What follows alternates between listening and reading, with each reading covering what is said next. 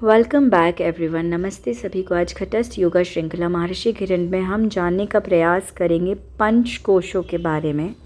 और यह बहुत इम्पॉर्टेंट टॉपिक है हमारे सेल्फ को अंडरस्टैंड करने के लिए, हमारे सेल्फ को समझने के लिए। जैसा कि इससे पहले हमने जाना था कि मनुष्य शरीर में ऊर्जा के 5 स्तर होते हैं, 5 लेवल्स होते हैं, और जो एक साथ रहते हैं, और इनका एक एरिया होता है, क्षेत्र, सबसे स्थूल से लेके सबसे सूक्ष्म, मतलब सबसे बड़े से लेके सबसे छोटा। तो इनका सीक्वेंस है अन्नमय, प्राणमय, मनोमय, विज्ञानमय या विज्ञानमय, और अंत में आनंदमय जो सबसे अंदर होता है। और हम सभी या फिर अधिकतर लोगों की चेतना या फिर सजगता, अवेयरनेस, मेनली भौतिक स्तर पर रहती है, मतलब हमारे शारीरिक स्तर पर रहती है कि हमारे शरीर की क्या ज़रूरतें हैं, क्या इच्छाएं हैं, उनको पूरा करने की तरफ ही हमारी चेतना, सजगता, अवेयरनेस रहती है। और यदि हम अंदर जो हमारे ज़्यादा सूक्ष्म स्तर हैं, एनर्जी लेवल्स हैं, उनकी तरफ अपनी अवेयरनेस को बढ़ाना चाहते हैं, तो वह योग और ध्यान के अभ्यास से प्राप्त किया जा सकता है। और प्राण विद्या के द्वारा भी सूक्ष्म स्तरों की सजगता विकसित की जा सकती है। कोश का अर्थ भी समझ लेते हैं। कोश को आप संग्रह कह सकते हैं, कलेक्शन, या फिर आप लेयरिंग कह सकते हैं, या फिर आप एक अर्थ खजाना भी है कोश का। अब सबसे स्थूल कोश अन्नमय कोश के बारे में थोड़ा सा जानने का प्रयास करते हैं। अन्नमय कोश जल, अन्न और वायु पर निर्भर करता है, और इसका अस्तित्व प्राणमय कोश पर ही अधिक निर्भर है।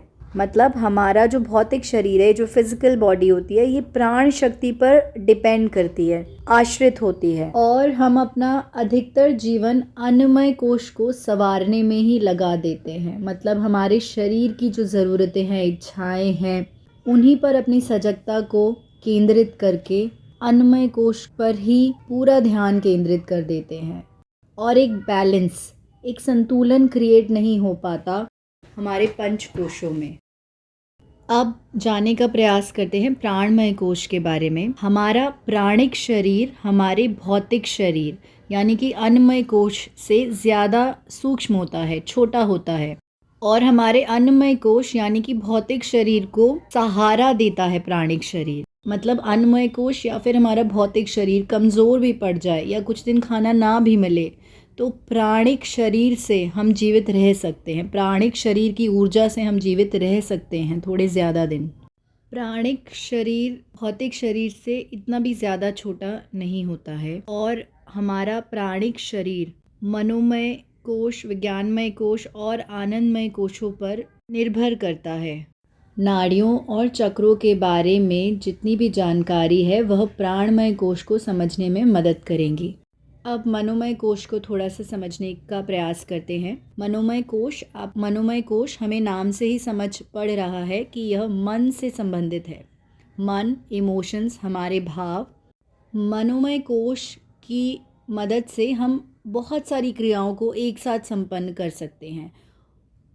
और मनोमय कोश प्राणिक कोशों और अन्नमय कोशों दोनों को ही एक साथ बनाए रखता है। इसका मतलब है यदि हमारा मनोमय कोश, उसका ज्ञान हमें हो चुका है, उसका एहसास हमें हो चुका है, तब हमारी प्राण शक्ति और हमारा भौतिक शरीर हमारे नियंत्रण में रह सकता है।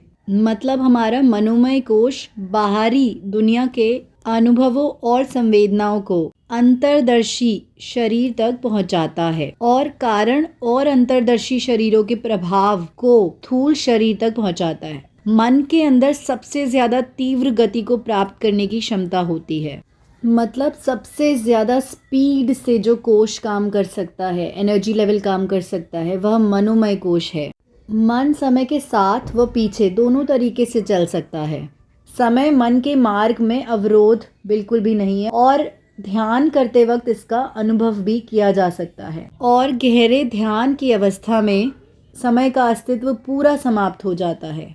और अब जल्दी से विज्ञानमय कोश और आनंदमय कोश को जानने का प्रयास करते हैं। जो विज्ञानमय कोश है यह अंतर्ज्ञान का शरीर है, जो कि मनोमय कोश में रहता है और इससे भी अधिक छोटा है, सूक्ष्म है। और जब विज्ञानमय कोश जागृत होता है तो व्यक्ति मतलब हम सभी को अंतर्ज्ञान के स्तर पर लेवल पर जीवन का अनुभव होने लगता है और इस दुनिया में जो भी कार्य हो रहा है उसके पीछे छुपी वास्तविकता हमें समझ आने लगती है। इससे प्रज्ञा यानी कि हमारी बुद्धि जागृत होती है। और अंतिम में आनंदमय कोश, यह सबसे अंतिम और सबसे अधिक सूक्ष्म कोश है।